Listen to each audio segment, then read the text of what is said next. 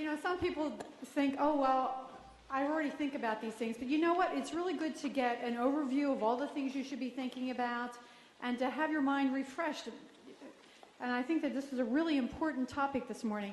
I just want to say, too, that just to Wendy's point about terminating employees, and we were talking to an HR person just, you know, a couple days ago, probably this week, you know, and she was going to say all these horrible things to the senior exec. It's like, you're going to fire the person anyway. You can fire them. You have, you know, you don't really have to keep hammering that nail in, just hammering and hammering and hammering them.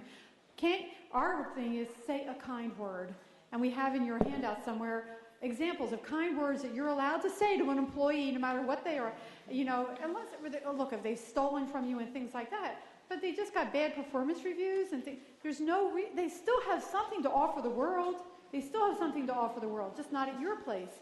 And so do you really need to go and crucify them like that? Don't do that. Don't do that. Anyway, so terrific panel, and I'm so proud of our HR Hero of the Year. But let's hear from you. What kind of advice can you give us? What kind of questions do you have for the panelists? Let's hear it. Let's first hear from Roy Cohen, who's a master coach of the 5 O'Clock Club and always likes to get the questions going. Go ahead, Roy. Since downsizings will continue to be tax-like, how do you address morale issues for those employees who are the survivors? Okay, so what do you do with the survivors when, you know, you have to downsize certain people and everybody else feels bad? What do you do about survivors? And anybody in the audience can answer this as well. We're going to be leaving in just 12 minutes, so please hang in there. Go ahead. And speak into the mic, that's great. Thank you. Well, I'll go first. Basically, how do you handle survivors is something that I think many of us are now having lots of experience with. And what you need to do is understand their concerns, understand their worries, try to be sympathetic to their needs, but above all, be honest in the messaging that you give them, which goes back to the communication piece. You want to make sure that they understand where you are within, and why the decisions have been made in terms of layoffs. Hopefully there aren't any more on the horizons, but if there is that possibility, you want to be straightforward with them. You want to help them to develop plans for possible terminations, but truth be told, you want to develop their needs, their skill sets, their needs, and help them understand that we're all in it together. And, you know, we, management, HR, we're employees too. And we're feeling the crunch just like you, and we're going to try and get this done.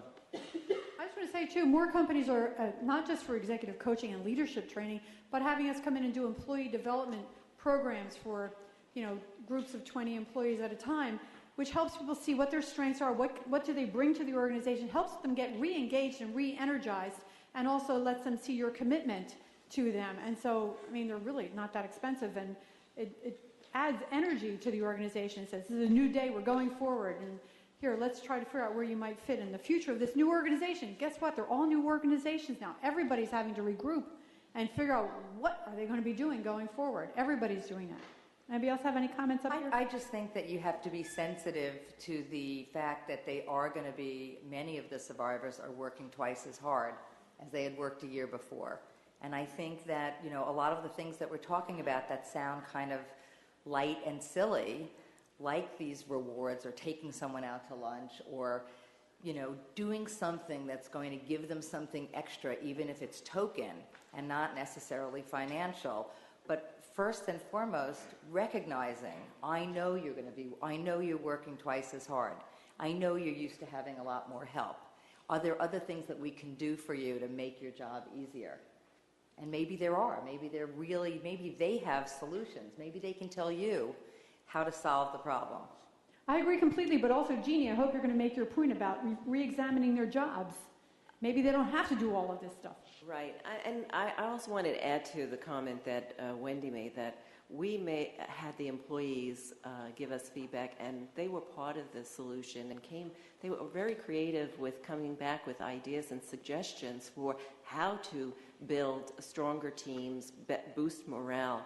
And a number of the morale boosting activities that came forward were monthly employee appreciation days, and it was just for the purposes of getting people together, recognizing them for whatever the case may be, whether the fact that they worked on a particular project and spent a lot of hours. They're doing more with less, whatever the case may be. We also, it sounds silly, but we also, employees came up with an idea that you want to put a little fun back into their work.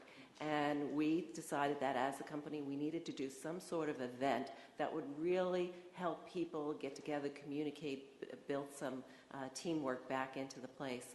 And we did a scavenger hunt in the organization. We created a fun day. And so there was one day that we gave back to the employees. And trust me, we had a lot of naysayers as well. But the strongest opponents of it came back and said, that was a great idea. It was so valuable. The communication, the team building, the team spirit that was created as a result of this, it really did make a difference. And I think you got to pick and choose and rely upon your employees to give you back some of that We feedback. do an ice cream social. Yep, we do that too. Great. Those were Okay, all right, we have so many questions. First, and your name and organizational affiliation, if any. Lawrence there. Okay, great. This is in connection to team building. I was at a conference yesterday done by The Economist. Learned some very interesting things about team building as it's done at, for example, SunGuard, where they have an internal wiki, an internal Twitter. Okay, SunGuard has an internal wiki, an internal Twitter. I'm saying this just for the video. Where if there's a problem, it can be displayed internally, and anybody from anywhere in the company can begin to solve problems. Any problem can be displayed internally on this wiki, so anybody in the company can try to help to solve this problem. Sorry. Right. And the effect is that they develop followings, and they build teams and a sense of cohesion across the entire company, which is located in many different places. So they're developing teams across the entire organization to solve these problems. And the idea is Like a building teams, building engagement. One other example, IBM. IBM They recently redid their company mission statement and core values. redid their company mission statement and core values. Yeah, I have to do this, sorry. Across the entire 300,000 people they have, it went online. The employees fashioned them themselves over a course of, I think it was over a couple of days. So the employees fashioned this themselves over the course of a few days. So, in sum, this is about leveraging social media to create cohesion inside companies. Leveraging social media to create cohesion inside companies. Okay, thank you, Larry. Okay, yes. And your name and organizational affiliation, if any. My name is Deborah Karp, and my affiliation is AXA Art Insurance. Okay, Deborah Karp. And I have a comment or a question for Juan, and actually my question is also for Wendy.